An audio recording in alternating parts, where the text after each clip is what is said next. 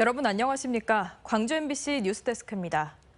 2024 파리올림픽에 출전한 우리나라 선수들의 메달 소식에 밤잠 설치시는 분들 많으시죠? 이 중 광주 전남 선수들의 활약은 단연 돋보이는데요.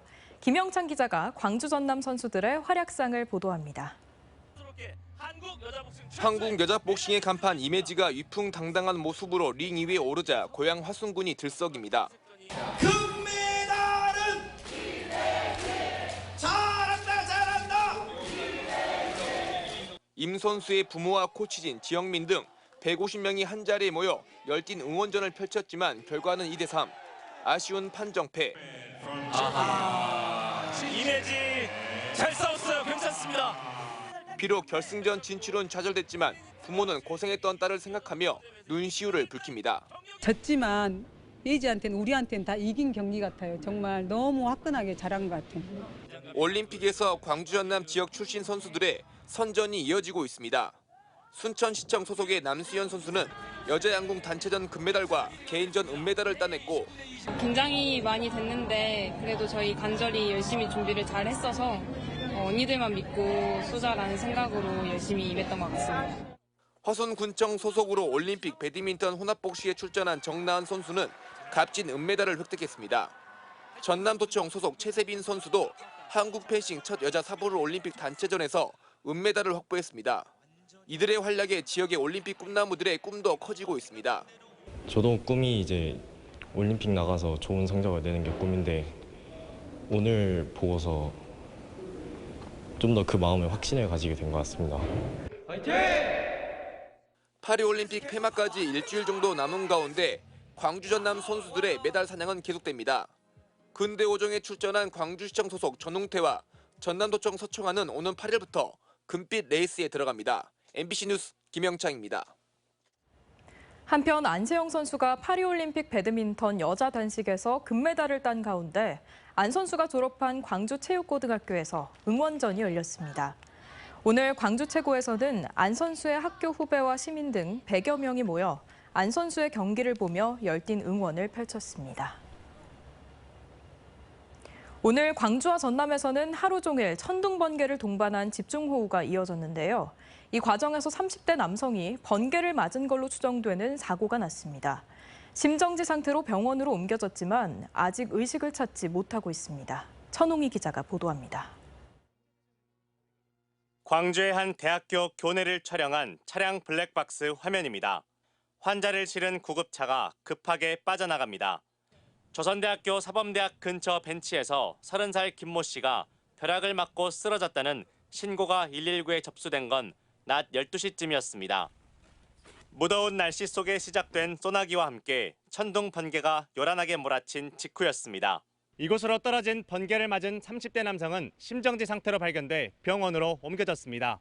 응급처치 덕에 김 씨의 호흡과 맥박은 돌아왔지만 의식은 아직 돌아오지 않고 있는 것으로 전해졌습니다. 깜빡 걸리고 이제 갑자기 사람들이 막 이렇게 뛰어다니셔가지고 막 뭐지 했는데 그때 구급차가 오더라고요. 광주의 한 고등학교 교사인 김 씨는 교육을 받기 위해 대학교를 찾았다가 사고를 당한 것으로 전해졌습니다. 비어있는 시간이어서 그때 뭐하러 나갔는지 모르겠어요. 광주지방기상청에 따르면 하루 동안 광주 지역에만 40건, 전남 지역에는 2,800건에 가까운 번개가 친 것으로 집계됐습니다. 경찰과 소방당국은 주변 CCTV를 확보해 정확한 경위를 조사하고 있습니다. MBC 뉴스 천홍희입니다.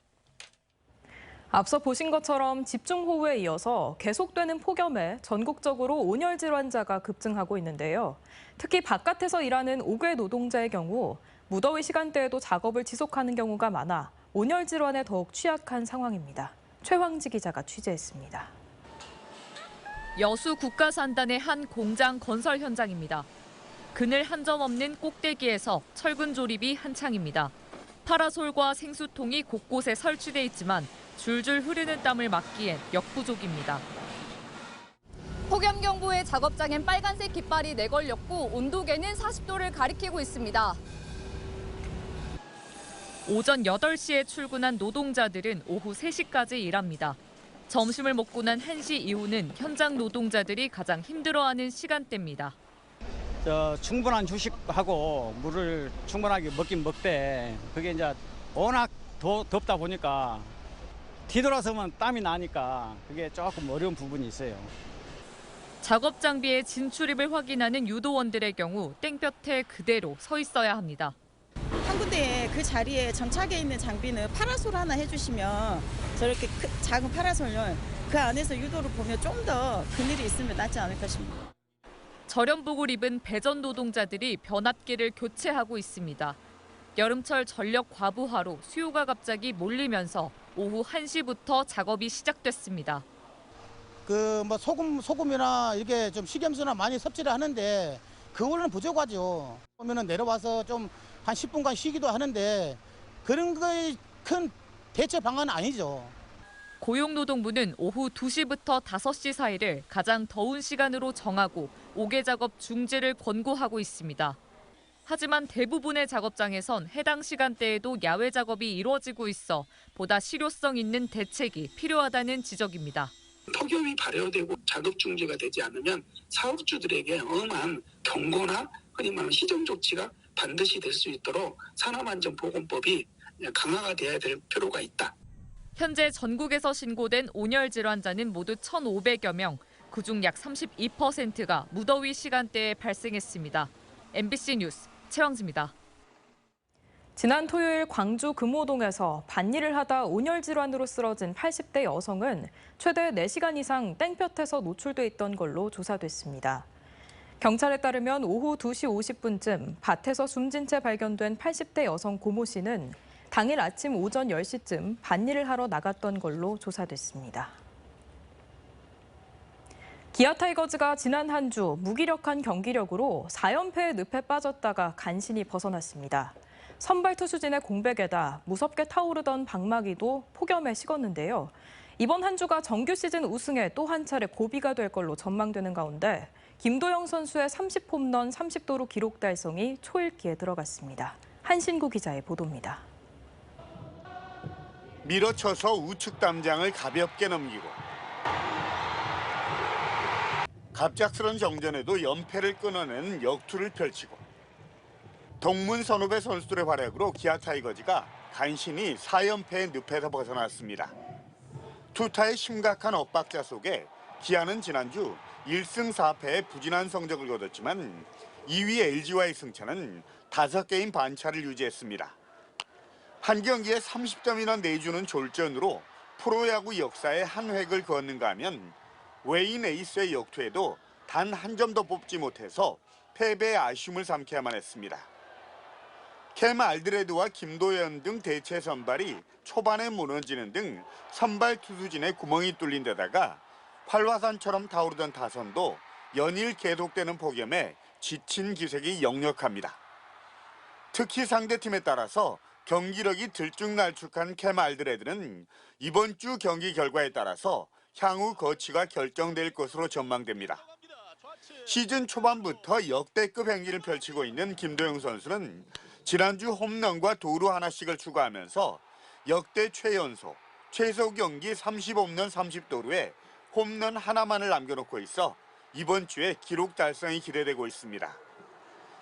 기아 타이거즈는 이번 주 후반기에 상승 곡선을 타고 있는 KT와 삼성을 상대로 정규 시즌 우승을 향한 마지막 퍼즐 맞추기에 나섭니다. MBC 뉴스 한신구입니다. 최근 환경부가 가뭄과 홍수 예방 목적으로 신규 댐을 건설하기로 했죠. 이 댐 건설 후보지 14곳 가운데 전남에서는 3곳이 포함됐는데요.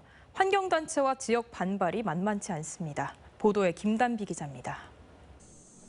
기상관측 이래 200일이 넘는 가장 긴 가뭄과 200년 만에 한 번 내릴 법한 폭우를 3년 사이 모두 겪은 전남 지역.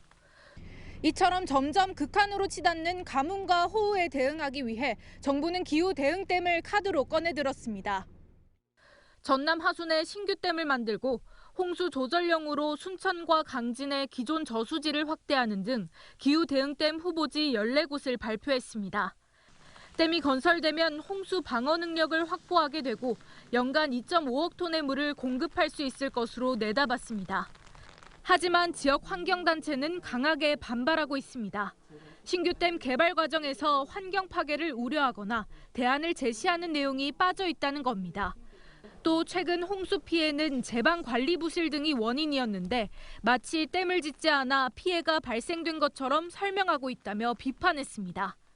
추가적인 댐이 필요한 것이 아니라 기존의 노후화된 댐을 재정비 그리고 하천의 여러 시설물들에 의해서 유속이라든지 유량이라든지 감당할 수 없는 문제. 기후 대응댐을 놓고 지자체의 의견도 엇갈리고 있습니다. 전남도와 순천시는 환영의 입장을 밝혔지만 주민들의 반발이 나오고 있는 화순군은 우려의 목소리를 내놨습니다. 환경부가 국가적으로 나섰는데 저희들은 찬성하고 적극적으로 협조를 하겠습니다. 발표하고 나니까 우리 구민들 생각할 때는 우리 군이 신청했냐 안 했다 하니까 이건 말이 안 된다. 지금 벌써 반대 기류가 있어요. 지자체장과 면담을 가진 환경부 장관은 이르면 이달부터 주민 설명회를 열고 의견 수렴에 들어가기로 했습니다. 주민들 또 주민들을 대표하시는 우리 시장 군수님들 반대하시는데 사업이 잘 되기가 어렵겠죠. 충분히 알고 있고요. 환경부는 올해 연말쯤 신규 댐 후보지를 최종 확정하고 하천 유역 수자원 관리 계획을 발표할 예정입니다. MBC 뉴스 김단비입니다.